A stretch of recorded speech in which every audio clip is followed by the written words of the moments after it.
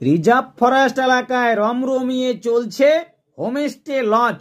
বন দপ্তরের জমিতে অবৈধভাবে গড়ে উঠেছিল রিসোর্ট ও হোমস্টে। শুক্রবার এই অবৈধ রিসোর্টে বুলডোজার চালালো বন দপ্তর ও ভূমি সংস্কার দপ্তর। এদিন চিলাপাতা সংলগ্ন দক্ষিণ মেন্দাবাড়ি এলাকায় চিলাপাতা ইকোহাট নামে একটি লজ ভেঙে গুড়িয়ে দিল বন দপ্তর। বন দপ্তর সূত্রে জানা গিয়েছে ওই রিসোর্টটি অবৈধভাবে রিজার্ভ ফরেস্ট এলাকায় তৈরি হয়েছিল।